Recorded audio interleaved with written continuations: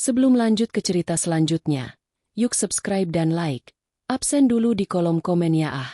Suara denting sendok dan garpu yang beradu dengan piring porselen mahal menjadi satu-satunya musik di ruang makan kediaman keluarga besar Baskoro pagi itu.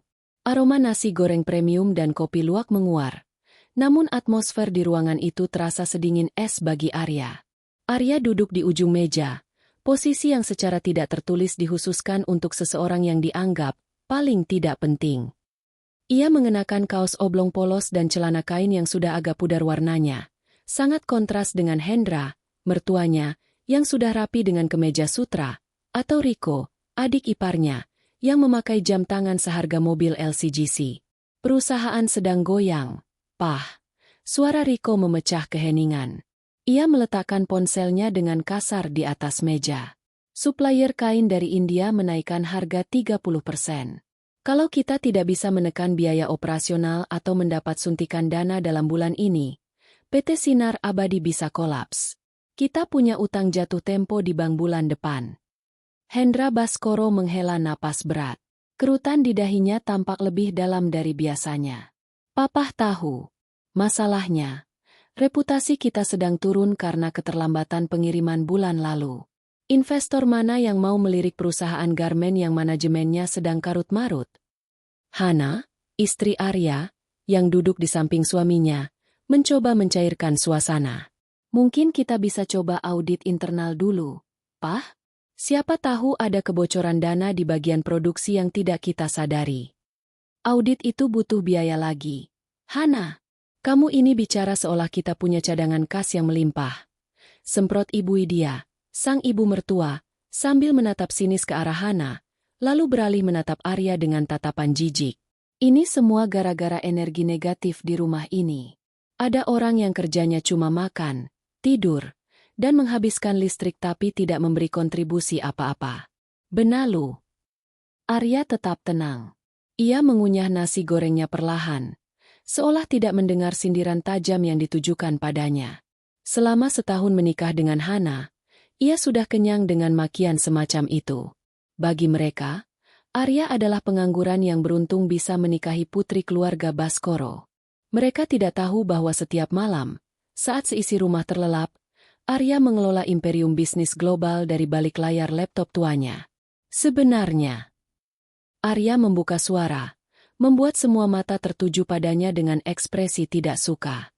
Masalah PT Sinar Abadi bukan hanya di bahan baku. Strategi pemasaran kalian terlalu kuno. Kalian menyasar segmen menengah bawah yang persaingannya berdarah-darah. Kenapa tidak mencoba beralih ke eco-friendly fashion dan menyasar pasar Eropa? Saya punya koneksi yang bisa. Hahaha. Riko tertawa terbahak-bahak hingga tersedak kopinya. Ia memukul meja dengan telapak tangannya. Koneksi? Koneksi apa? Teman-teman sesama tukang ojek atau penjaga toko bangunan? Arya sadar diri sedikit. Kamu itu cuma pria yang numpang hidup di sini. Tahu apa kamu soal strategi bisnis internasional?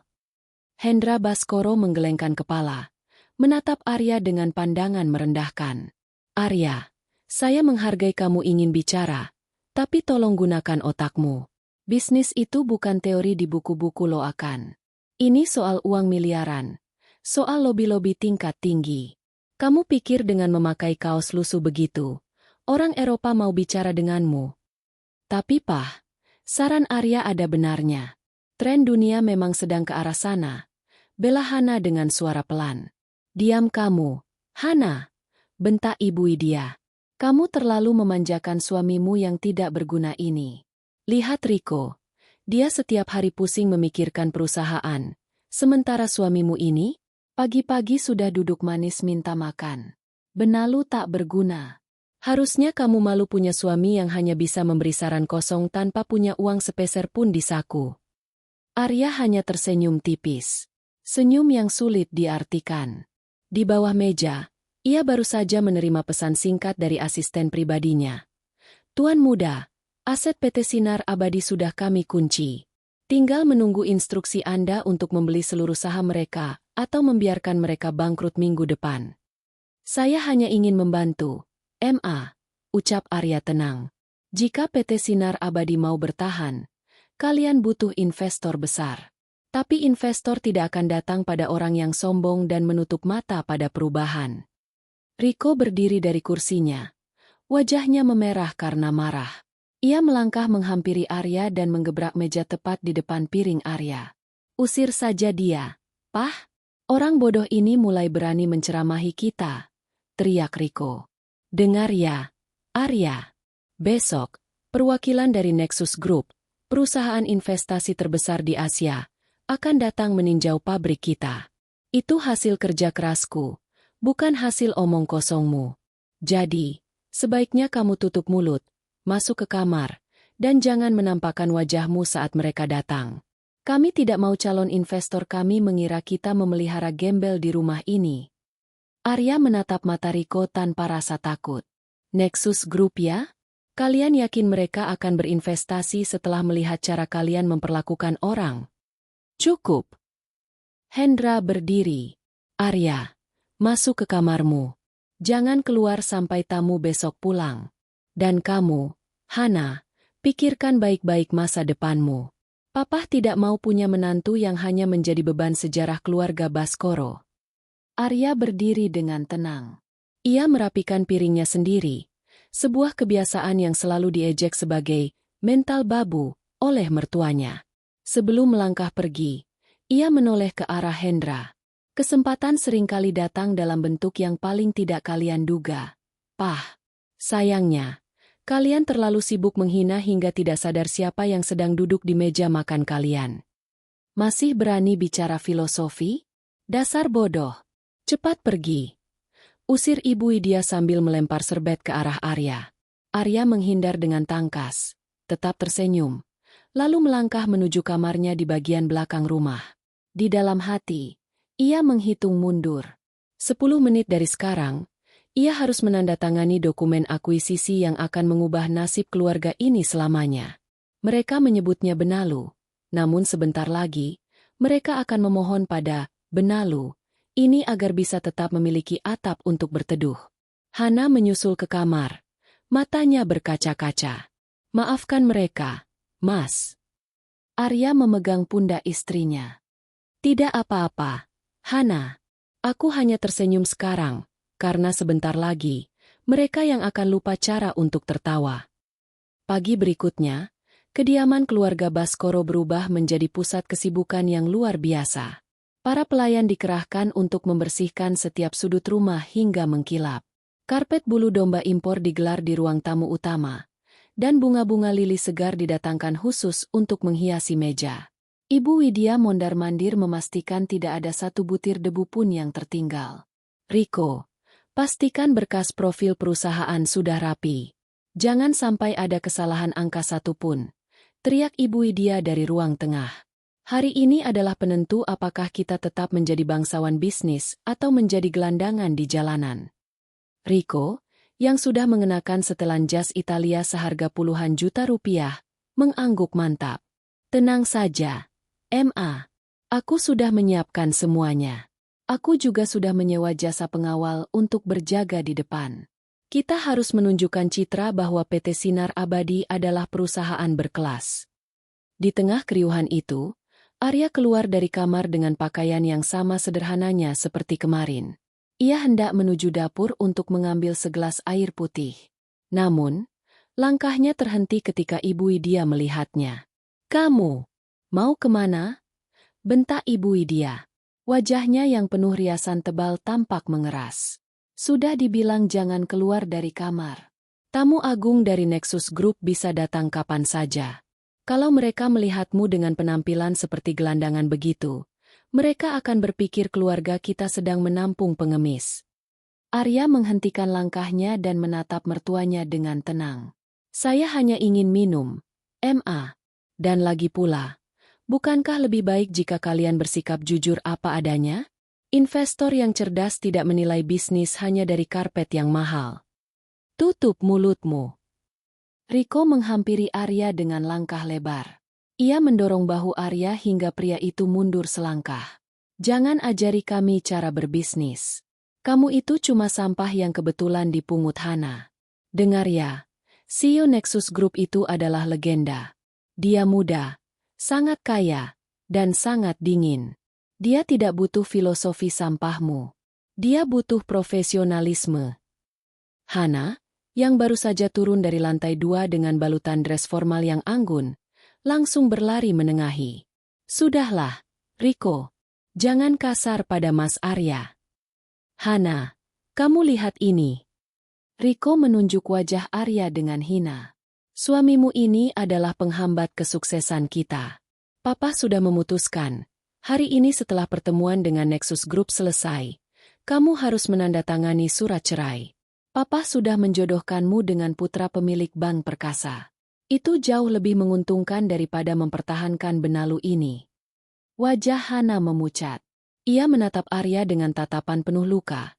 Namun Arya justru menggenggam tangan Hana dengan erat, seolah memberi kekuatan yang tidak terlihat. Hana tidak akan menceraikan aku, Riko. Dan kalian tidak perlu menjodohkannya dengan siapapun untuk menyelamatkan perusahaan ini. Ucap Arya dengan nada suara yang rendah namun berwibawa. Aku sudah bilang kemarin, aku bisa membantu kalian. Aku mengenal orang dalam di Nexus Group. Jika kalian mau mendengarkanku, aku bisa mempertemukan kalian langsung dengan CEO-nya tanpa perlu protokol yang rumit. Ruangan itu seketika hening selama 3 detik. Sebelum akhirnya ledakan tawa dari Hendra Baskoro terdengar dari arah tangga. Hendra turun dengan wibawa palsunya, menatap Arya dengan gelengan kepala meremehkan. Arya, saya pikir kamu hanya malas. Ternyata kamu juga sudah mulai gila. Ujar Hendra. Mengenal orang dalam di Nexus? Kamu bahkan tidak punya kartu kredit. Kamu bahkan tidak punya mobil. Bagaimana mungkin pria yang kemana-mana naik ojek online sepertimu bisa mengenal orang-orang di puncak piramida ekonomi dunia? Hendra kemudian mengeluarkan sebuah amplop coklat dari saku jasnya dan melemparkannya ke dada Arya. Amplop itu jatuh ke lantai. Itu surat cerai. Hana sudah setuju, atau setidaknya dia akan setuju demi keselamatan keluarga ini, lanjut Hendra dingin. Setelah urusan dengan Nexus selesai, saya ingin kamu pergi dari rumah ini. Jangan bawa apapun, karena tidak ada satupun barang di rumah ini yang dibeli dengan uangmu. Arya tidak memungut amplop itu. Ia justru menatap mertuanya dengan tatapan iba. Pah, saya menawarkan bantuan sebagai menantu yang ingin berbakti. Tapi jika Papa lebih memilih harga diri yang kosong ini, silakan. Namun ingat, sekali kalian mengusirku, tidak akan ada jalan kembali. Usir saja sekarang, Pah. Riko kembali membentak. Lihat jam. 10 menit lagi perwakilan Nexus akan sampai. Aku tidak mau dia merusak suasana. Ibu Widya menarik lengan Hana dengan kasar, menjauhkannya dari Arya. Cepat masuk ke dapur atau gudang sana. Jangan berani menampakkan hidungmu di ruang tamu. Kamu benar-benar tidak berguna. Arya. Hanya tahu cara bicara besar tanpa bukti. Pergi. Arya menarik napas panjang. Ia menatap Hana, yang kini menangis dalam diam karena tak berdaya melawan otoritas ayahnya. Arya memberikan sebuah senyuman kecil yang sangat tulus kepada istrinya. Sebuah senyuman yang seolah mengatakan, semuanya akan baik-baik saja. Tanpa berkata apa-apa lagi, Arya berbalik dan berjalan keluar melalui pintu samping, menuju area taman depan yang tersembunyi oleh pepohonan tinggi. Ia merogoh saku celananya, mengeluarkan sebuah ponsel yang berbeda dari yang biasa ia gunakan di depan keluarga Baskoro. Ponsel itu terbuat dari bahan titanium khusus dengan enkripsi tingkat tinggi. Ia menekan satu tombol cepat. Halo, Tuan Muda?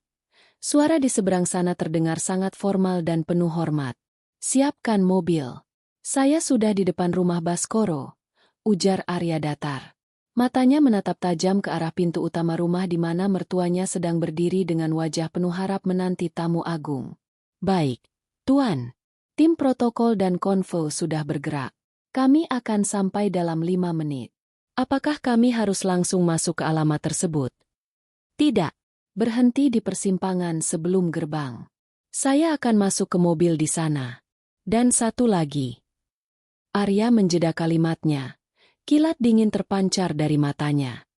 Batalkan semua rencana investasi awal. Kita akan mengubah skenarionya menjadi akuisisi total secara paksa.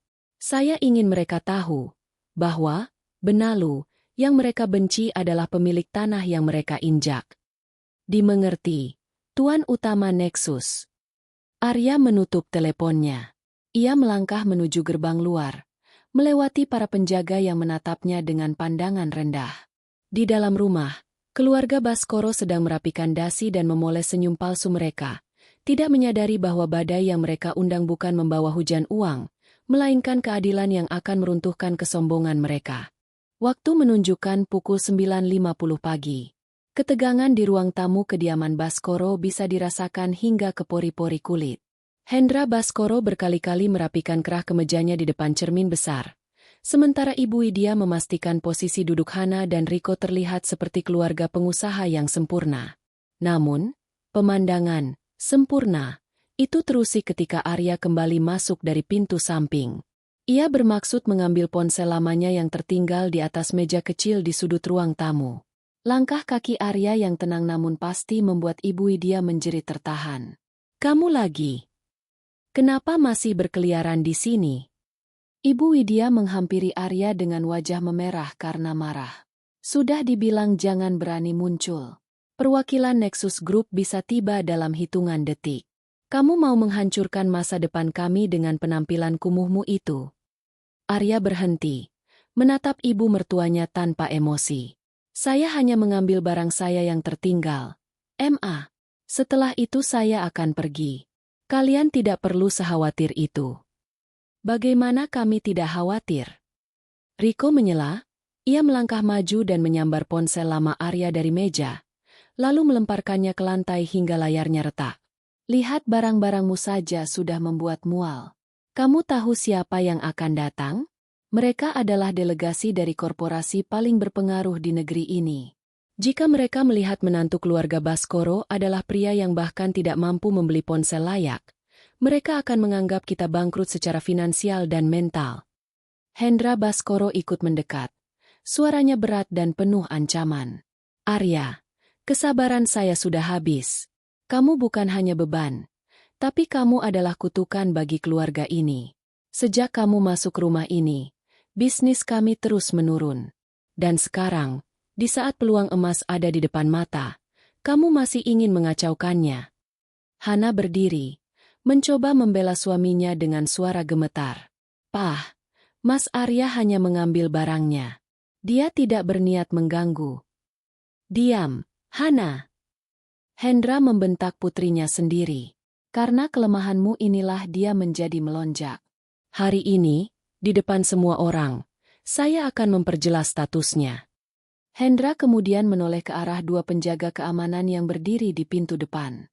"Kalian, seret orang ini keluar.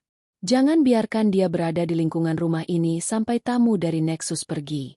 Kalau perlu, kunci dia di gudang belakang atau buang dia ke pinggir jalan." Mendengar perintah itu, Riko tersenyum puas. Ia mendekati Arya dan membisikkan kata-kata penuh kebencian tepat di telinganya. "Dengar itu? Kamu hanyalah sampah yang harus dibuang sebelum tamu penting datang. Usir Benalu tak berguna ini," teriak Riko dengan lantang agar semua pelayan mendengar. Dua penjaga keamanan maju dan memegang lengan Arya dengan kasar. Arya tidak melawan. Ia justru menatap mereka satu persatu dengan ketenangan yang mengerikan. Tatapan matanya yang biasanya redup kini bersinar tajam, seperti mata elang yang sedang mengawasi mangsanya dari ketinggian. "Kalian yakin ingin melakukan ini?" tanya Arya pelan. Suaranya tetap stabil meski lengannya dicengkeram kuat. Masih sempat-sempatnya mengancam. Ibu Widya meludah ke lantai di dekat kaki Arya. "Seret dia keluar sekarang. Cepat." Arya melepaskan sentakan tangan para penjaga dengan satu gerakan yang sangat efisien, membuat kedua pria berbadan besar itu terhuyung mundur karena terkejut dengan kekuatan tersembunyi Arya. Arya merapikan kaosnya yang sedikit kusut, lalu menatap Hendra Baskoro untuk terakhir kalinya. "Pah, Ma, saya sudah mencoba memberikan jalan keluar yang terhormat bagi kalian," ucap Arya dengan nada datar. "Saya menawarkan bantuan karena saya menghormati Hana sebagai istri saya. Tapi hari ini, kalian tidak hanya menolak bantuan itu, Kalian juga membuang martabat saya sebagai manusia. Arya kemudian tersenyum. Sebuah senyuman tipis yang sangat dingin. Jenis senyuman yang biasanya ia tunjukkan sebelum meruntuhkan rival bisnisnya di pasar saham global. 10 menit, kata Arya singkat. Apa maksudmu 10 menit? Hah? Bentak Riko. 10 menit dari sekarang, kalian akan menyadari bahwa orang yang kalian usir adalah satu-satunya alasan mengapa kalian masih memiliki tempat tinggal besok pagi, lanjut Arya. Nikmatilah 10 menit terakhir kejayaan palsu kalian. Tanpa menunggu balasan, Arya berbalik dan berjalan keluar melalui pintu depan dengan langkah tegap. Ia tidak lagi membungkuk atau menunduk. Bahunya tegak. Auranya berubah drastis dari seorang menantu yang tertindas menjadi seorang penguasa yang dominan. Dasar orang gila! Teriak Riko dari ambang pintu saat melihat Arya berjalan menuju gerbang luar. 10 menit katanya? Memangnya kamu siapa? Dewa. Ibu Widya mengibas-ngibaskan tangannya ke udara, seolah sedang mengusir bau busuk. Sudahlah, abaikan saja dia. Cepat, semuanya kembali ke posisi. Mobil hitam di ujung jalan itu sudah mulai bergerak ke sini. Hendra segera merapikan jasnya kembali. Itu pasti mereka. Ingat, tunjukkan wajah paling ramah. Masa depan PT Sinar Abadi bergantung pada apa yang terjadi dalam 1 jam ke depan. Hana hanya bisa berdiri di sudut ruangan. Air matanya jatuh membasahi pipi. Ia merasa hatinya hancur melihat suaminya diperlakukan seperti itu.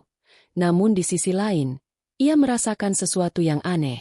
Perubahan sikap Arya tadi bukan seperti orang yang sedang menggertak. Arya terlihat sangat yakin. Di luar gerbang, Arya berjalan menuju sebuah mobil sedan hitam yang sangat mewah yang sudah menunggu di tikungan jalan. Seorang pria berjas rapi segera keluar dari kursi pengemudi dan membukakan pintu belakang dengan hormat yang luar biasa. Semua sudah siap, Tuan Muda? Tanya sang asisten, Dimas. Arya masuk ke dalam mobil, menyandarkan punggungnya di jok kulit yang nyaman. Di dashboard mobil, terdapat monitor yang terhubung dengan kamera pengawas tersembunyi yang ia pasang di rumah keluarga Baskoro. Ia bisa melihat mertua dan iparnya berdiri berjajar di teras dengan senyum munafik yang merekah lebar. Dimas, aktifkan protokol akuisisi, perintah Arya sambil melonggarkan otot lehernya. Kita akan masuk tepat 10 menit lagi. Pastikan semua dokumen penyitaan aset sudah ditandatangani oleh notaris. Saya ingin mereka tahu siapa Benalu yang sebenarnya. Baik, Tuan. Perjalanan menuju gerbang dimulai sekarang.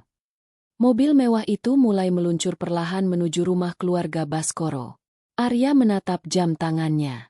Hitungan mundur menuju kehancuran kesombongan keluarga Baskoro telah dimulai. Suasana di teras depan kediaman Baskoro berubah menjadi panggung sandiwara yang megah. Hendra Baskoro berdiri di tengah dengan dagu terangkat, mencoba menampilkan wibawa seorang direktur utama yang tangguh, meski keringat dingin mulai membasahi dahi di balik rambutnya yang disisir rapi. Di sampingnya, Ibu Widya terus-menerus memoles senyumnya, sementara Riko berdiri dengan angkuh, sesekali merapikan jam tangan mahalnya agar terlihat menonjol. Ingat, bisik Hendra dengan suara rendah namun tajam. Jangan ada yang membahas masalah hutang di awal pembicaraan. Kita harus terlihat seperti perusahaan yang sedang berkembang dan hanya butuh kemitraan strategis. Jika mereka mencium bau keputusasaan, mereka akan menekan harga saham kita serendah mungkin. Tenang, Pah, jawab Riko dengan nada meremehkan. Riko sudah menyiapkan presentasi yang memukau. Kita akan membuat Nexus Group merasa beruntung bisa menanamkan modal di PT Sinar Abadi. Dan syukurlah, si pembawa sial Arya sudah pergi. Bayangkan kalau dia tadi masih di sini dengan wajah bodohnya itu. Ibu Widya mengangguk setuju. Benar sekali. Rasanya rumah ini jadi lebih bersih setelah Benalu itu keluar. Aku benar-benar tidak sabar melihat wajah Hana saat dia sadar bahwa menceraikan pria itu adalah keputusan terbaik dalam hidupnya. Hana, yang berdiri sedikit di belakang mereka, tidak menyahut. Pikirannya masih tertuju pada tatapan mata Arya sebelum pergi tadi. Ada sesuatu yang berbeda. Arya tidak terlihat marah. Dia terlihat berkuasa. Kalimat, 10 menit. Terus terngiang di telinganya seperti sebuah ramalan yang menakutkan sekaligus melegakan. Sementara itu, tepat di persimpangan jalan yang hanya berjarak 100 meter dari rumah, sebuah konvoi 3 mobil hitam mengkilap berhenti sejenak. Di dalam mobil tengah, sebuah Rolls-Royce Phantom dengan kaca yang benar-benar gelap. Arya duduk dengan tenang. Dimas, asisten pribadinya, menoleh dari kursi depan. Tuan muda, seluruh data keuangan terbaru PT Sinar Abadi sudah di tangan saya. Ternyata Rico Baskoro melakukan manipulasi laporan keuangan untuk menutupi hutang judi pribadinya di kasino Singapura. Jumlahnya mencapai 20 miliar rupiah. Arya menerima tablet yang disodorkan Dimas. Matanya memindai angka-angka merah yang berderet di layar. Sebuah senyum dingin terukir di wajahnya. Jadi, mereka ingin menjual perusahaan yang sudah digerogoti dari dalam oleh putra kesayangan mereka sendiri? Menarik sekali. Apakah kita akan melanjutkan rencana awal untuk memberikan bantuan likuiditas? Tanya Dimas ragu. Tidak, jawab Arya tegas. Suaranya terdengar seperti vonis hakim. Mereka menyebutku benalu. Mereka bilang aku hanya menumpang makan. Sekarang, aku ingin mereka tahu bagaimana rasanya kehilangan piring tempat mereka makan. Jalankan konvo. Kita masuk sekarang. Di teras rumah, Rico berteriak kegirangan. "Pak, Ma, itu mereka. Lihat, mobilnya. Ya Tuhan, itu Rolls-Royce. Dan ada 2 Range Rover hitam mengawal di depan dan belakang.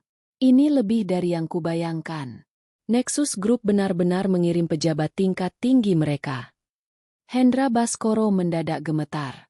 Ia tidak menyangka perusahaan sebesar Nexus akan datang dengan protokoler semewah itu. "Cepat, berbaris," sambut mereka dengan hormat yang paling dalam. Mobil-mobil itu perlahan memasuki gerbang rumah. Suara mesin yang halus namun bertenaga menciptakan getaran yang seolah menggetarkan jantung keluarga Baskoro. Para penjaga yang tadi menyeret Arya kini berdiri tegak, melakukan penghormatan, tidak menyadari bahwa orang yang mereka perlakukan kasar 10 menit lalu ada di dalam salah satu kendaraan tersebut. Mobil utama berhenti tepat di depan karpet merah yang digelar di teras. Dimas keluar lebih dulu, mengenakan setelan jas yang jauh lebih mahal daripada milik Rico. Ia membawa tas kerja berbahan kulit premium. Hendra Baskoro segera melangkah maju dengan tangan terulur dan senyum paling lebar yang pernah ia miliki.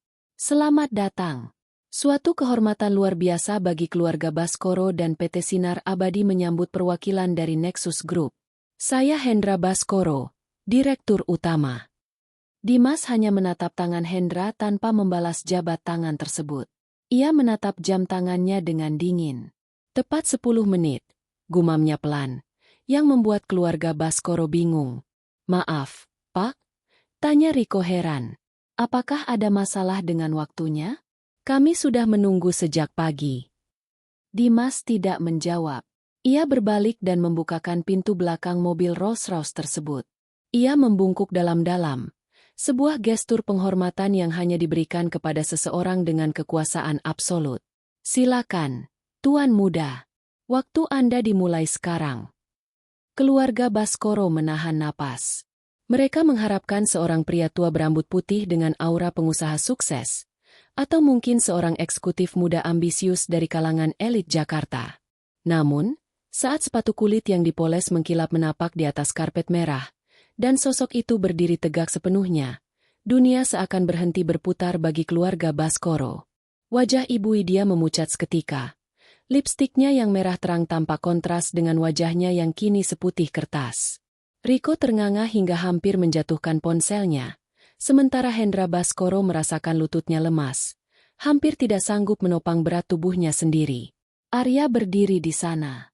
Bukan lagi dengan kaos oblong murah, melainkan dengan setelan jas bespoke berwarna carcoal yang melekat sempurna di tubuh tegapnya. Rambutnya yang biasanya berantakan kini tersisir rapi, menonjolkan fitur wajahnya yang tajam dan aristokrat. Arya menatap mereka satu persatu. Lalu senyum tipis itu muncul kembali. Senyum yang sama yang ia berikan saat diusir 10 menit yang lalu. 10 menit sudah berlalu, ucap Arya. Suaranya bergema di teras yang mendadak sunyi senyap. "Jadi, siapa yang ingin melanjutkan pembicaraan tentang benalu, yang tidak berguna. Hana, yang berdiri di belakang, menutup mulutnya dengan tangan. Air mata haru dan terkejut mengalir di pipinya. Suaminya, pria yang selama ini dihina dan diinjak-injak, kini berdiri sebagai penguasa yang memegang seluruh nasib keluarganya di ujung jarinya. Hening. Sunyi yang tercipta di teras mewah itu begitu mencekam, seolah-olah oksigen di sana mendadak lenap. Hendra Baskoro masih mematung dengan tangan yang menggantung di udara. Tangan yang tadi ia ulurkan untuk menjabat investor agung yang ia harapkan. Kini, tangan itu gemetar hebat. Arya? Suara Ibu Widya keluar berupa bisikan parau yang nyaris tidak terdengar. Matanya melotot, memandangi menantunya dari ujung kaki hingga ujung kepala. Ini tidak mungkin. Kamu pasti sedang bermain sandiwara, kan? Dari mana kamu mencuri jas itu?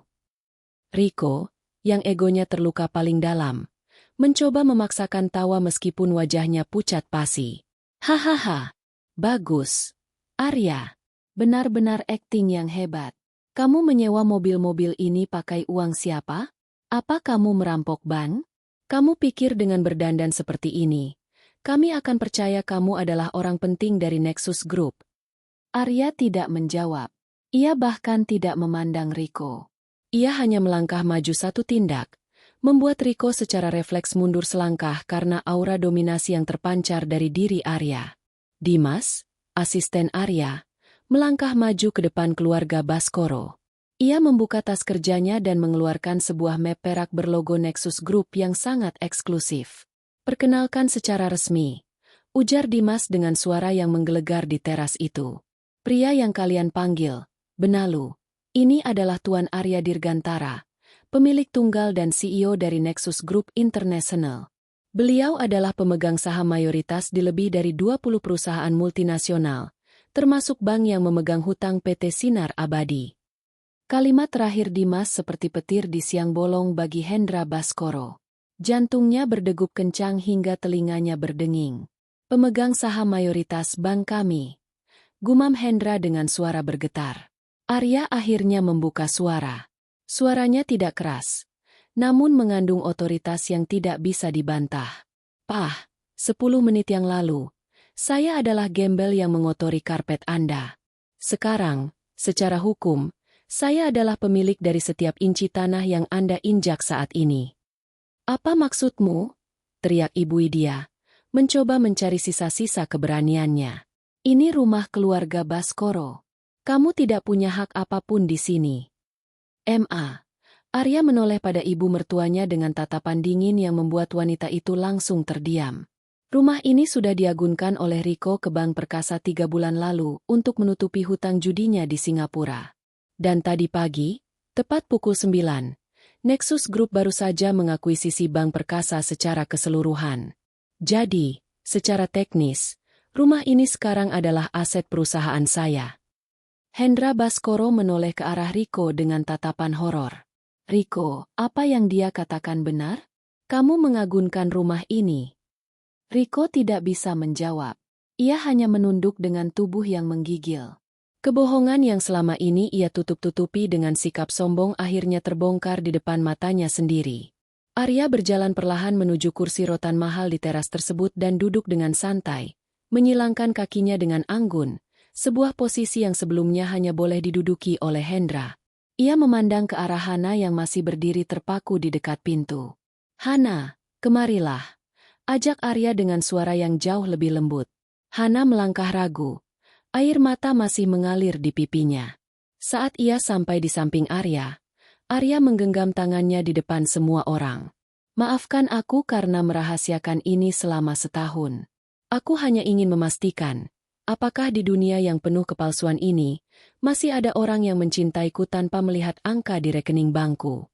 Dan kamu telah membuktikannya. Ibu Widya, yang menyadari bahwa situasi telah berbalik, tiba-tiba mengubah ekspresi wajahnya. Senyum palsu yang menjijikan kembali muncul, namun kali ini penuh dengan nada memohon.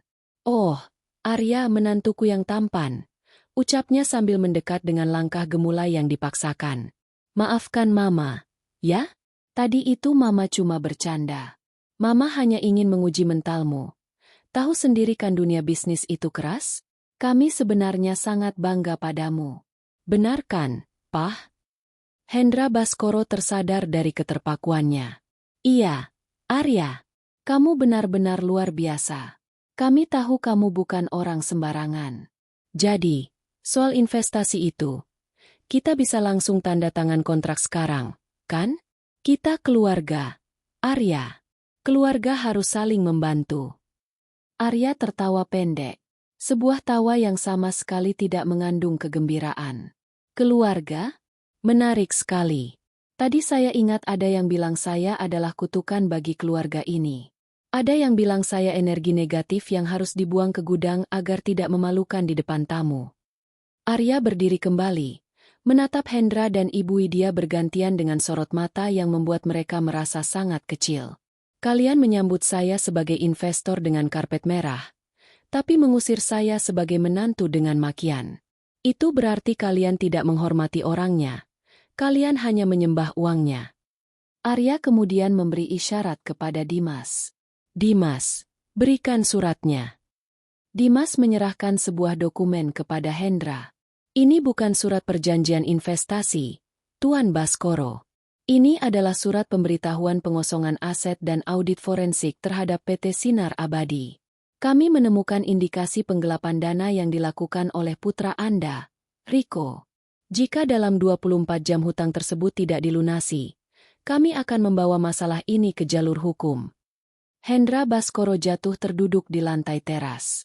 Wajahnya yang tadi angkuh kini hancur lebur oleh kenyataan. 24 jam?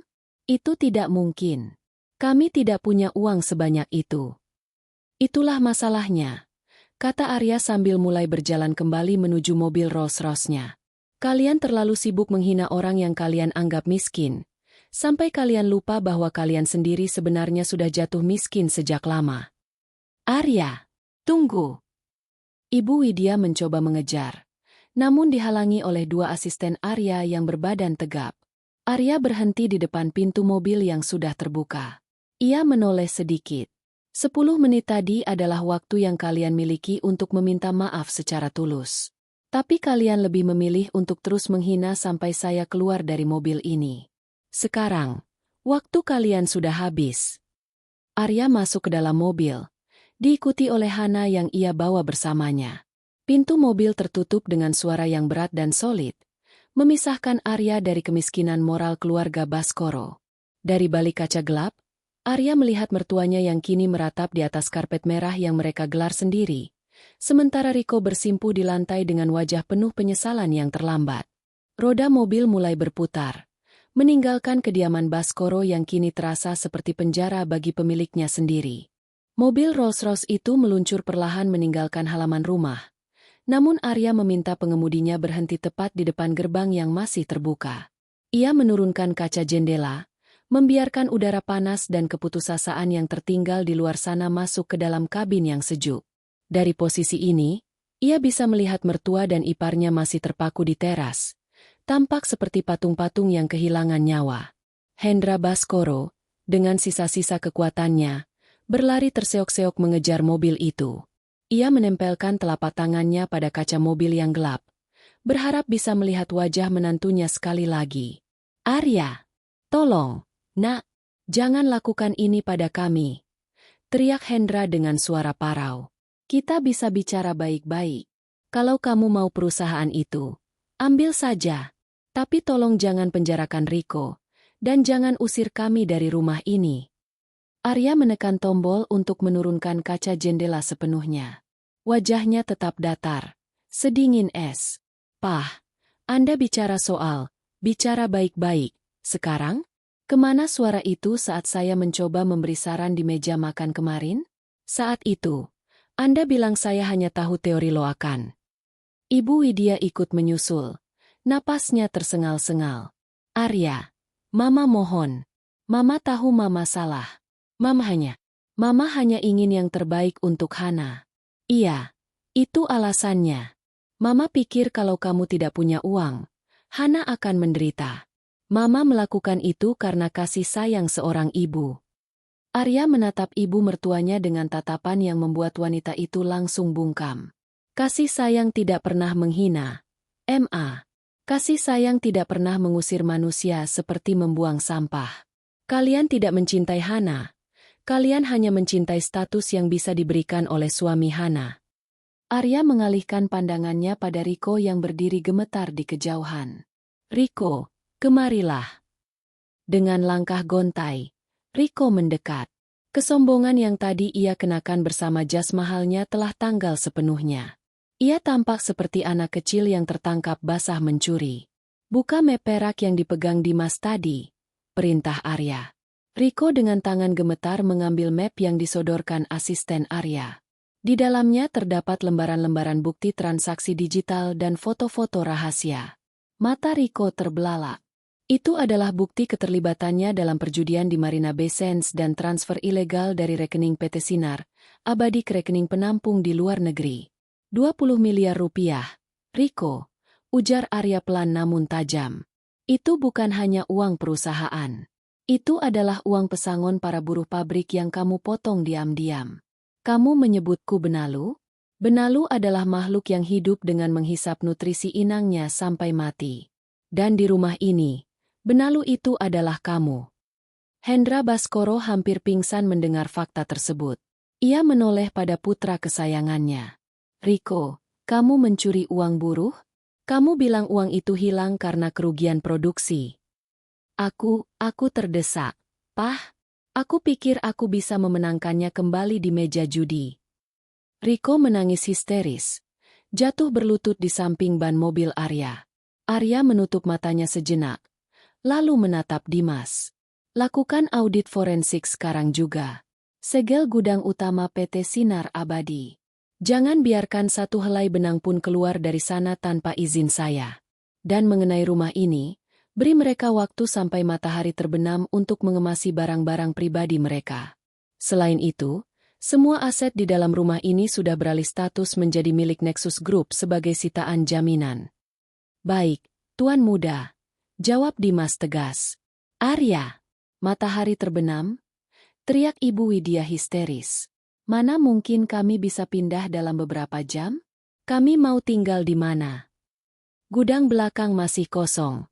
Ma, bukankah tadi Mama menyarankan saya untuk tinggal di sana agar tidak memalukan? Sindir Arya dengan senyum tipis yang mematikan. Tanpa menunggu balasan lagi, Arya menaikkan kaca jendela. Ia memberi tanda pada pengemudi untuk melaju. Di dalam mobil, Hana duduk bersandar, menatap lurus ke depan dengan tatapan kosong. Ia merasa seperti baru saja bangun dari mimpi buruk yang panjang, hanya untuk masuk ke dalam kenyataan yang jauh lebih mengejutkan. Mas! Hana memanggil dengan suara lirih. Apa kamu benar-benar akan memenjarakan Riko? Arya menghela napas. Ia meraih tangan istrinya dan menggenggamnya erat. Hana, keadilan harus ditegakkan. Jika aku membiarkannya, ribuan buruh di pabrik itu akan kehilangan mata pencaharian mereka. Ayahmu telah gagal memimpin, dan kakakmu telah mengkhianati kepercayaanmu. Aku bukan sedang menghancurkan mereka. Aku sedang membersihkan kekacauan yang mereka buat sendiri. Hana mengangguk pelan. Ia tahu suaminya benar. Selama ini ia hanya bisa diam melihat kebusukan di dalam keluarganya, karena ia tidak memiliki kekuatan. Sekarang, kekuatan itu ada di tangan suaminya.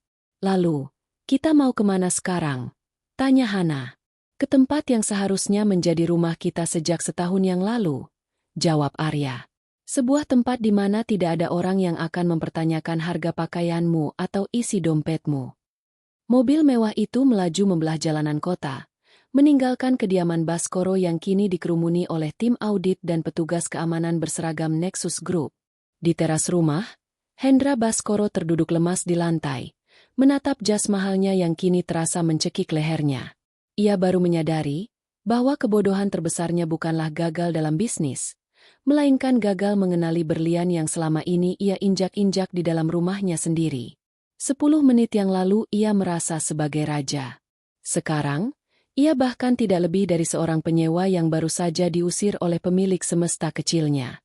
Matahari mulai condong ke barat, membiaskan cahaya jingga yang tampak pudar di atas atap megah kediaman Baskoro. Namun, bagi penghuninya, cahaya itu terasa seperti lonceng kematian. Suasana di dalam rumah tidak lagi hangat. Para pelayan yang biasanya berlalu lalang dengan patuh kini hanya berdiri di pojok ruangan dengan wajah cemas. Setelah asisten Arya, Dimas, menginstruksikan mereka untuk berhenti melayani keluarga Baskoro secara pribadi. Hendra Baskoro duduk di sofa kulit favoritnya. Namun ia merasa sofa itu tidak lagi empuk. Rasanya seperti duduk di atas duri. Di depannya, Ibu Widya terus meratap. Sementara Riko tampak seperti orang linglung yang terus-menerus menatap layar ponselnya, berharap ada keajaiban yang datang dari teman-teman sosialitanya. Tidak ada yang mengangkat teleponku. Pah, gumam Riko dengan suara hampa. Semua orang yang biasanya memuji-muji kita, mereka menghilang begitu tahu Nexus Group membidik kita. Hendra tidak menjawab. Ia menatap dinding rumah yang penuh dengan foto-foto kejayaan keluarga. Ia teringat bagaimana Arya selalu duduk di sudut terjauh dalam foto-foto keluarga. Seringkali terpotong atau sengaja tidak diajak berpose. Kini, sudut terjauh itu adalah seluruh dunia yang tersisa bagi mereka. Tiba-tiba, pintu depan terbuka. Dimas masuk dengan beberapa petugas berseragam hitam. Tanpa berkata-kata, mereka mulai menempelkan stiker putih bertuliskan, aset di bawah pengawasan Nexus Group, pada benda-benda berharga. Televisi 80 inci, lukisan minyak mahal, hingga set peralatan makan perak. Apa yang kalian lakukan? Jerit Ibu Widya, berdiri dengan emosi yang meledak. Ini barang-barang pribadiku. Ini dibeli dengan uang kami. Dimas menghentikan langkahnya dan menoleh dengan tatapan datar. Nyonya, menurut catatan keuangan yang kami audit dalam 3 jam terakhir, barang-barang ini dibeli menggunakan dana talangan dari bank perkasa yang seharusnya digunakan untuk operasional pabrik. Karena bank tersebut kini milik Tuan Arya, maka semua ini adalah milik beliau. Anda punya waktu 2 jam lagi untuk mengemasi pakaian di dalam koper. Hanya pakaian. Ibu Widya jatuh terduduk di lantai, menangis histeris. Arya keterlaluan. Dia menantu macam apa? Dia ingin melihat mertuanya mengemis di jalanan. Nyonya, sela Dimas dengan nada yang lebih tajam. Tuan Arya tidak ingin melihat Anda mengemis. Beliau hanya ingin Anda merasakan apa itu hidup tanpa topeng. Selama setahun, beliau tinggal di sini, membantu pekerjaan kasar, memberi saran bisnis yang kalian anggap sampah, dan bahkan membayar tagihan listrik rumah ini melalui perusahaan cangkang tanpa kalian ketahui. Beliau tidak pernah mengeluh saat kalian menyebutnya benalu. Hendra Baskoro tersentak. Apa? Dia yang membayar listrik dan cicilan rumah ini selama ini. Benar, Tuan Baskoro, jawab Dimas. Tuan Arya ingin melindungi Hana. Beliau tidak ingin Hana tahu bahwa keluarganya sebenarnya sudah bangkrut sejak tahun lalu karena kegagalan manajemen Anda dan judi putra Anda. Tapi hari ini, Anda semua telah melampaui batas. Anda mencoba memisahkan beliau dari istrinya. Hendra merasa jantungnya seperti diremas. Selama ini ia merasa bangga bisa mempertahankan gaya hidup mewah meski perusahaan goyang. Ia pikir itu karena keahliannya mengelola hutang. Ternyata, itu semua adalah sedekah dari menantu yang setiap hari ia hina. Aku harus bertemu dengannya, ucap Hendra tiba-tiba. Ia berdiri dengan kaki gemetar. Aku harus memohon maaf. Bukan demi uang, tapi demi martabatku sebagai manusia yang sudah sangat buta. Tuan Arya tidak menerima tamu saat ini, ujar Dimas dingin. Beliau sedang berada di pabrik. Beliau sedang menyelamatkan nasib 2.000 buruh yang hampir Anda telantarkan. Sementara itu, di kantor utama PT Sinar Abadi yang terletak di kawasan industri, suasana terasa tegang namun penuh harapan. Arya berdiri di balkon lantai atas, menatap ribuan buruh yang berkumpul di lapangan bawah. Mereka semua tampak cemas setelah mendengar kabar bahwa perusahaan akan disita. Arya melangkah menuju podium kecil. Untuk pertama kalinya, para karyawan melihat sosok pemilik baru mereka. Mereka tidak melihat pria tua dengan perut buncit dan jas mahal yang angkuh seperti Hendra Baskoro. Mereka melihat seorang pria muda yang berwibawa, mengenakan kemeja putih dengan lengan digulung, memancarkan aura pemimpin sejati. Dengar semuanya. Suara Arya menggema melalui pengeras suara. Nama saya Arya Dirgantara. Mulai hari ini, PT Sinar Abadi berada di bawah bendera Nexus Group. Saya tahu apa yang kalian khawatirkan. Gaji yang terlambat, pesangon yang tidak pasti, dan masa depan keluarga kalian. Keheningan menyelimuti lapangan itu. Saya di sini bukan untuk menutup pabrik ini, lanjut Arya. Saya di sini untuk membersihkan tikus-tikus yang memakan jatah kalian. Mulai sore ini, seluruh tunggakan gaji akan dibayar penuh. Bonus produksi yang dijanjikan manajemen lama namun tidak pernah cair, akan dikirim ke rekening kalian besok pagi. Sorak-sorai meledak. Ribuan buruh berteriak kegirangan. Beberapa bahkan sujud syukur di tanah. Hana, yang berdiri di balik pintu kaca balkon, menatap punggung suaminya dengan perasaan campur aduk. Ia bangga, sangat bangga. Namun ia juga sadar bahwa pria yang ia cintai ini memiliki kekuatan untuk menghancurkan dan membangun dalam satu waktu. Arya kembali ke dalam ruangan. Wajahnya tampak lelah namun puas. Ia menghampiri Hana dan membelai rambutnya. Apakah aku terlalu kejam pada keluargamu, Hana? Tanya Arya pelan. Hana menggeleng. Kamu tidak kejam, Mas. Kamu hanya memberikan cermin pada mereka. Selama ini mereka hidup dalam bayang-bayang kesombongan. Mungkin, kehilangan segalanya adalah satu-satunya cara agar mereka bisa menemukan kembali hati nurani mereka. Arya tersenyum tipis. Besok, aku akan menyiapkan rumah kecil di pinggiran kota untuk mereka. Bukan istana, tapi tempat yang layak untuk memulai hidup baru sebagai orang biasa. Jika mereka bisa bertahan dan berubah, aku akan mempertimbangkan untuk memberi mereka posisi di yayasan sosial kita. Tapi untuk Riko, biarkan dia mempertanggungjawabkan perbuatannya. Mas, potong Hana dengan tegas.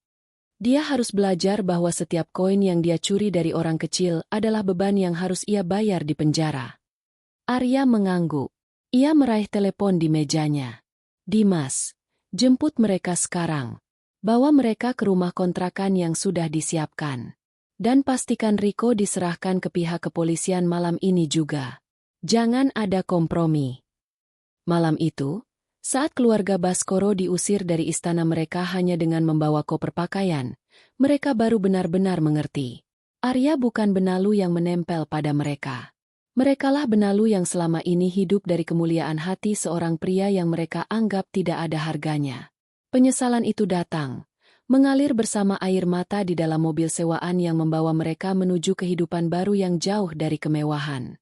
Hujan gerimis mulai membasahi kaca jendela apartemen mewah yang kini menjadi tempat tinggal baru Arya dan Hana. Apartemen ini berada di lantai teratas gedung milik Nexus Group, menawarkan pemandangan lampu kota yang berkelap-kelip. Namun, bagi Hana, keindahan itu terasa sedikit berat.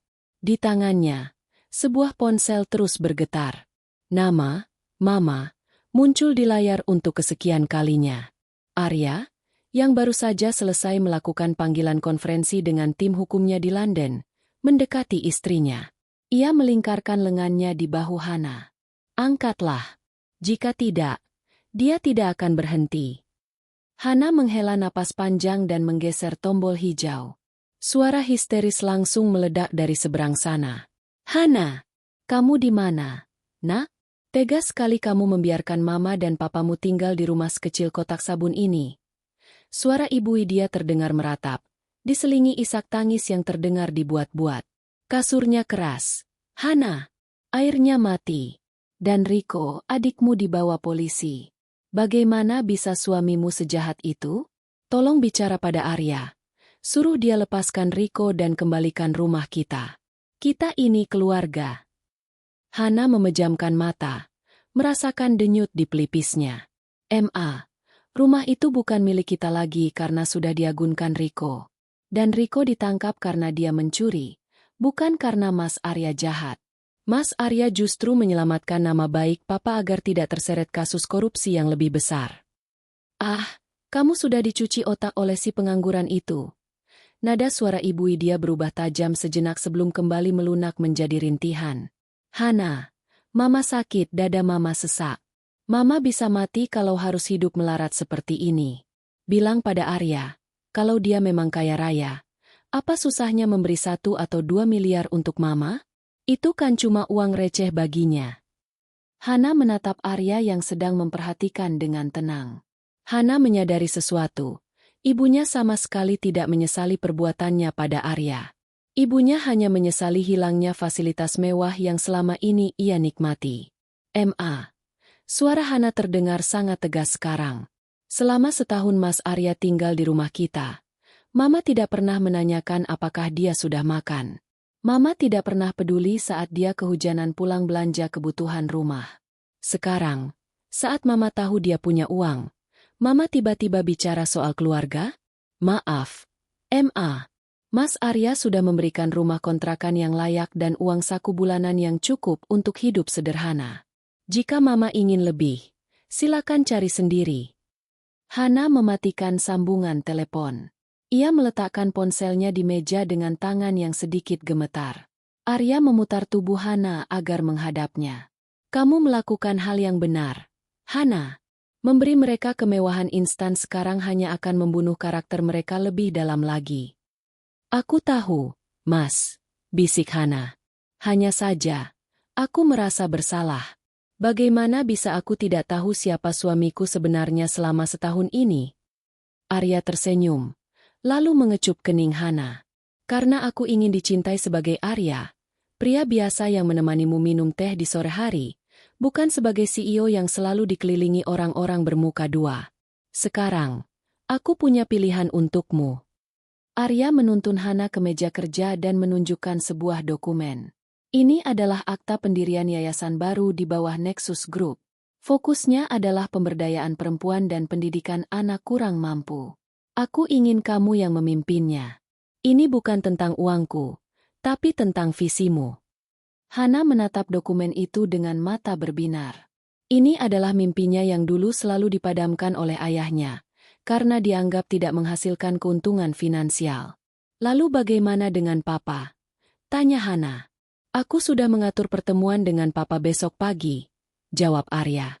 Bukan di kantor, tapi di pasar tradisional tempat aku biasanya berbelanja dulu. Aku ingin melihat, apakah dia benar-benar ingin berubah atau hanya ingin kembali berkuasa.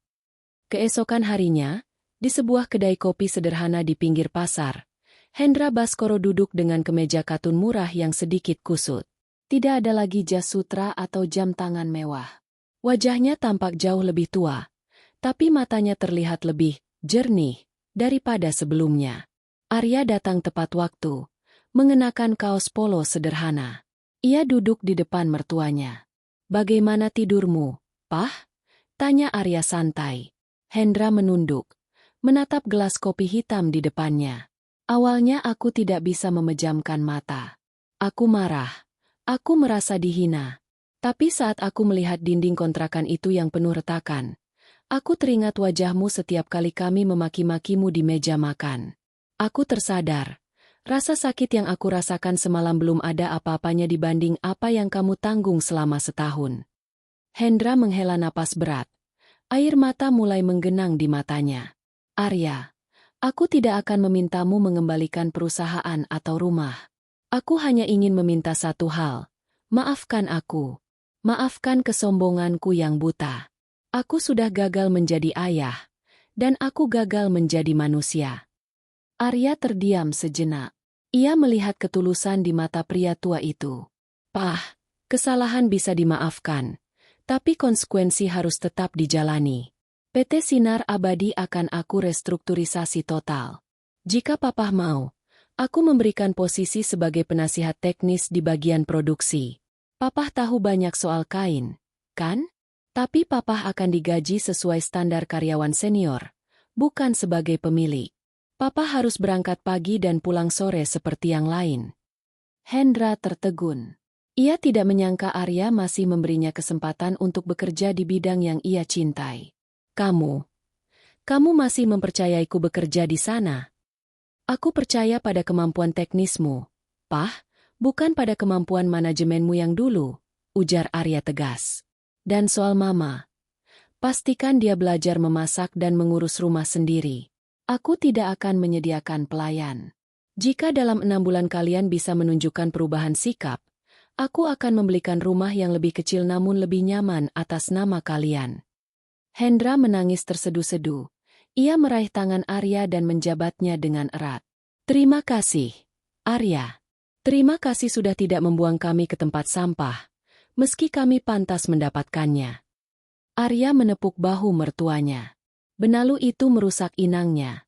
Pah, tapi manusia punya pilihan untuk berhenti menjadi benalu dan mulai menjadi akar yang kuat. Aku harap papa memilih menjadi akar. Dari kejauhan, di dalam mobil, Hana melihat pemandangan itu dengan senyum lega. Ia tahu, suaminya tidak hanya sedang menghukum, tapi sedang mendidik sebuah keluarga yang sudah lama kehilangan arah. Kekuasaan sejati bagi Arya bukanlah tentang seberapa banyak orang yang bisa ia hancurkan, tapi seberapa banyak jiwa yang bisa ia selamatkan dari kesombongan mereka sendiri. Dunia luar mulai mencium aroma kehancuran keluarga Baskoro. Berita tentang kejatuhan PT Sinar Abadi dan penangkapan Riko Baskoro menjadi konsumsi empuk media massa. Namun, Ibu Widya, yang masih belum bisa menerima kenyataan hidup di rumah kontrakan sempit, mencoba satu taktik terakhir, memainkan peran sebagai korban. Tanpa sepengetahuan Hendra, Ibu Widya menghubungi seorang jurnalis gosip kenalannya. Sore itu, di depan rumah kontrakan yang sengaja ia buat berantakan, ia melakukan wawancara dadakan. Kami dizalimi, ratap Ibu Widya di depan kamera ponsel sang jurnalis.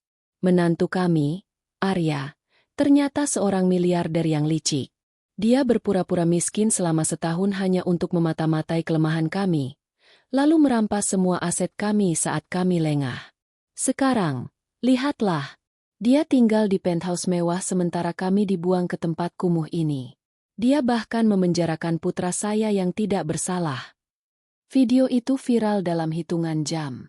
Komentar netizen terbelah, beberapa mulai menghujat CEO misterius yang dianggap tidak berbakti pada mertuanya. Di kantor pusat Nexus Group, Dimas menunjukkan video tersebut kepada Arya. Tuan muda, ini mulai mengganggu citra perusahaan di bursa saham. Apakah kita harus menempuh jalur hukum untuk pencemaran nama baik? Arya yang sedang memeriksa laporan audit terbaru hanya melirik sekilas. Biarkan saja dulu, Dimas. Orang yang sedang tenggelam akan mencoba menarik apapun agar tetap terapung. Bahkan jika yang mereka tarik adalah duri. Siapkan konferensi pers besok pagi, tapi bukan untuk menjawab tuduhannya. Lalu untuk apa, Tuan? Untuk menunjukkan bukti persidangan Riko, jawab Arya dingin.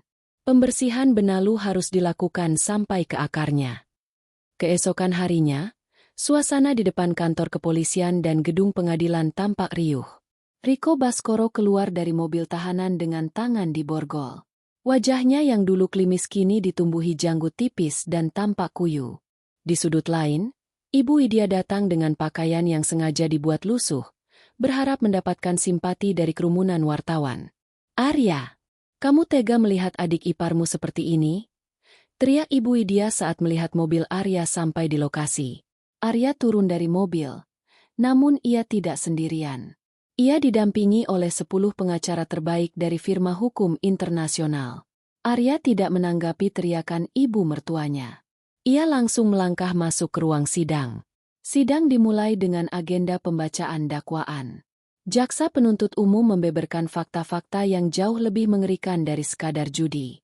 Riko ternyata tidak hanya menggelapkan uang perusahaan, tetapi juga terlibat dalam skema penipuan investasi bodong yang merugikan ratusan buruh pabriknya sendiri.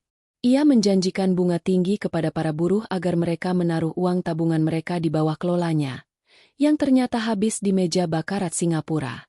Ibu Widya yang duduk di kursi penonton mulai gelisah. Para wartawan yang tadinya bersimpati padanya kini mulai saling berbisik dan menatapnya dengan tajam. Terdakwa Riko Baskoro secara sadar menggunakan kekuasaannya untuk memeras keringat orang-orang kecil, ucap jaksa sambil menunjukkan bukti transfer. Tiba-tiba, Arya berdiri sebagai saksi ahli sekaligus pelapor. Ia meletakkan sebuah berkas tebal di meja hakim. Yang mulia, suara Arya menggema dengan wibawa yang tak tergoyahkan. Saya tidak hanya melaporkan pencurian dana perusahaan. Saya di sini untuk menyerahkan cek senilai 20 miliar rupiah atas nama Nexus Group sebagai ganti rugi total bagi seluruh buruh yang menjadi korban penipuan terdakwa. Saya ingin memastikan bahwa saat terdakwa masuk penjara, tidak ada satupun orang kecil yang menderita karena perbuatannya.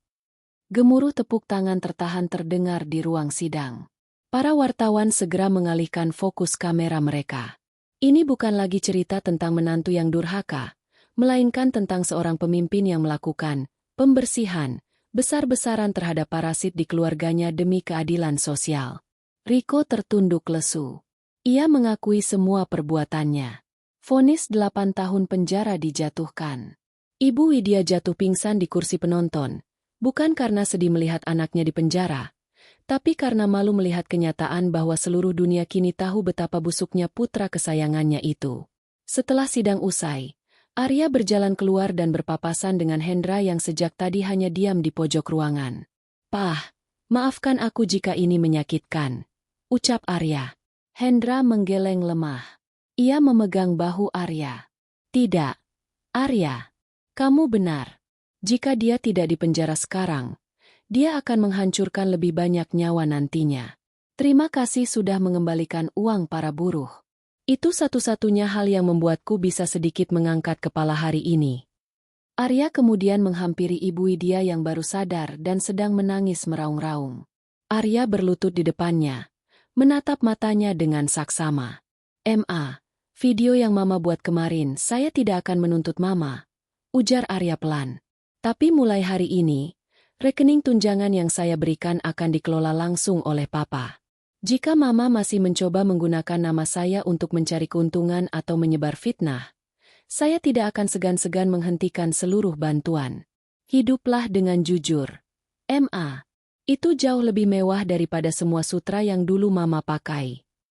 Ibu Widya hanya bisa terdiam dengan wajah pucat. Ia melihat wartawan yang tadi ia anggap teman kini menatapnya dengan pandangan menghina. Ia baru menyadari bahwa kekuasaan Arya tidak terletak pada uangnya, tapi pada kebenaran yang ia pegang.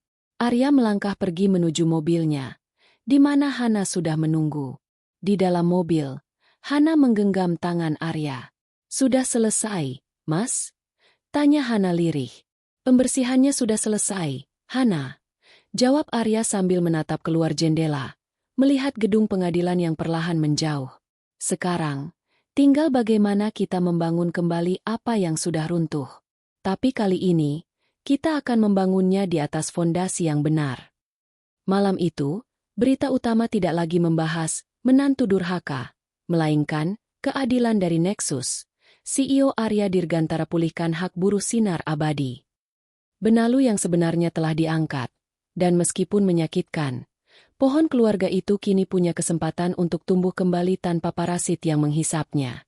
6 bulan telah berlalu sejak badai yang meruntuhkan keangkuhan keluarga Baskoro. Pagi itu, matahari menyinari gedung perkantoran baru Nexus Group yang berdiri megah di pusat bisnis Jakarta. Namun, Arya tidak sedang berada di balik meja kerjanya yang luas. Ia justru berada di sebuah gudang kecil di pinggiran kota yang kini telah disulap menjadi bengkel pelatihan garmen untuk masyarakat kurang mampu. Arya memperhatikan dari kejauhan. Di sana, Hendra Baskoro tampak sibuk mengajari sekelompok anak muda cara memotong pola kain dengan presisi. Tidak ada lagi jas mahal atau aroma parfum mewah. Hendra mengenakan kemeja kerja sederhana dengan meteran kain melingkar di lehernya. Wajahnya yang dulu selalu tegang karena memikirkan utang, kini tampak jauh lebih segar dan penuh semangat. "Bagus, Nak. Ingat, setiap potongan kain ini adalah amanah. Jika kamu jujur dalam bekerja, hasilnya pun akan membawa berkah," ujar Hendra pada salah satu muridnya. Arya tersenyum tipis. Ia melangkah mendekat. "Sepertinya kelas hari ini berjalan lancar, Pah?" Hendra menoleh dan wajahnya berseri-seri. Ia segera menyeka keringat di dahinya dengan sapu tangan. "Arya." "Iya, mereka semua anak-anak yang berbakat. Ternyata mengajar jauh lebih menenangkan daripada menghitung kerugian di kantor besar." Mereka berdua berjalan menuju bangku di taman kecil samping bengkel. Hendra menatap menantunya dengan pandangan penuh rasa syukur. Selama 6 bulan ini, ia telah menjalani hidup sebagai karyawan biasa. Ia belajar mengantre di transportasi umum, makan di warung pinggir jalan, dan menghargai setiap lembar uang yang ia hasilkan dari keringatnya sendiri. Bagaimana dengan Mama, Pah? Tanya Arya. Hendra terkekeh pelan. Awalnya berat, sangat berat. Bulan pertama dia masih sering mengeluh soal sabun cuci yang kasar dan rumah yang panas. Tapi sejak kamu memintanya membantu Hana di yayasan sosial, dia mulai berubah. Kemarin, untuk pertama kalinya dalam 30 tahun pernikahan kami, dia memasakkan sayur lodeh untukku. Rasanya memang sedikit terlalu asin, tapi itu adalah masakan ternak yang pernah kumakan karena dia membuatnya sendiri. Arya mengangguk lega. Ia memang sengaja menempatkan Ibu Widya di bagian dapur umum yayasan milik Hana. Di sana, Ibu Widya dipaksa berinteraksi dengan orang-orang yang jauh lebih malang darinya. Proses itu perlahan-lahan mengikis kesombongannya dan menumbuhkan empati yang selama ini terkubur oleh kemewahan palsu. Dan Riko? Tanya Hendra dengan nada yang sedikit lebih berat. Aku menjenguknya minggu lalu, jawab Arya datar. Dia mulai bekerja di perpustakaan penjara. Dia meminta maaf padaku melalui surat. Dia bilang, penjara adalah tempat pertama di mana dia tidak merasa perlu berpura-pura menjadi orang kaya. Aku akan tetap mengawasi hukumannya, tapi jika dia benar-benar berubah, aku akan memberinya tempat di salah satu pabrik kita di luar kota setelah dia bebas nanti. Hendra menepuk pundak Arya dengan tangan yang kini sedikit kasar karena kerja fisik. Terima kasih, Arya. Kamu benar-benar mengusir kami dari kehidupan yang salah untuk membawa kami ke jalan yang benar. Dulu aku menyebutmu benalu, tapi nyatanya, kamilah yang selama ini menjadi parasit bagi jiwamu yang mulia. Sore harinya, Arya kembali ke kediamannya. Bukan ke rumah besar keluarga Baskoro yang dulu penuh dengan kepalsuan, melainkan ke sebuah rumah modern minimalis yang asri, tempat ia tinggal bersama Hana. Hana sedang duduk di teras, membaca laporan perkembangan yayasannya. Saat melihat Arya, ia segera berdiri dan memeluk suaminya dengan erat. Semuanya sudah stabil, Mas? Tanya Hana. Sangat stabil. PT Sinar Abadi sudah mencatat keuntungan pertama mereka sejak restrukturisasi. Dan yang paling penting, para buruh sekarang bekerja dengan senyum di wajah mereka. Jawab Arya sambil mengecup puncak kepala istrinya. Hana menatap mata Arya. Aku terkadang masih tidak percaya betapa tenangnya kamu saat mereka menghinamu dulu. Bagaimana kamu bisa hanya tersenyum saat disebut miskin dan bodoh? Arya mengajak Hana duduk di ayunan teras. Hana, ketika seseorang memiliki samudera di dalam hatinya, percikan air dari sebuah gelas tidak akan bisa membuatnya keruh. Aku tahu siapa diriku, dan aku tahu nilaiku. Hinaan mereka hanyalah suara angin bagi orang yang memiliki tujuan besar. Aku hanya tersenyum karena aku tahu, 10 menit kemudian, kebenaran akan berbicara lebih keras daripada makian manapun. Malam itu, mereka mengadakan makan malam kecil. Hendra dan Ibu Widya datang berkunjung. Suasananya sangat berbeda dengan makan malam 6 bulan lalu. Tidak ada lagi pembicaraan soal saham, investasi, atau pamer kekayaan. Yang ada hanyalah tawa tulus saat Ibu Widya bercerita tentang pengalamannya belajar mencuci piring di yayasan. Arya, ucap Ibu Widya tiba-tiba. Suaranya terdengar bergetar namun tulus. Ia meletakkan sendoknya dan menatap menantunya. Mama ingin minta maaf secara resmi di depan kalian semua. Mama dulu sangat buta. Terima kasih sudah tidak membiarkan Mama mati dalam kesombongan. Terima kasih sudah tetap menjadi anak yang baik meski kami adalah orang tua yang buruk. Arya tersenyum, senyuman yang kini tidak lagi menyimpan kedinginan, melainkan kehangatan. Lupakan yang lalu. Ma. Keluarga sejati tidak diukur dari seberapa besar rumahnya, tapi dari seberapa besar pintu maaf yang selalu terbuka di dalamnya. Cerita yang dimulai dengan hinaan, benalu tak berguna, itu kini berakhir dengan kedamaian yang tak ternilai. Arya membuktikan bahwa balas dendam terbaik bukanlah dengan menghancurkan hidup orang lain, melainkan dengan mengangkat mereka dari keruntuhan moral mereka sendiri. Saat ia menatap bintang-bintang dari teras rumahnya, Arya tahu bahwa ia telah memenangkan pertempuran terbesarnya. Bukan karena ia CEO yang kaya raya, Tapi karena ia berhasil memenangkan kembali cinta dan kehormatan keluarganya melalui kesabaran dan ketegasan. 10 menit yang mengubah segalanya itu kini telah menjadi awal dari selamanya yang penuh berkah.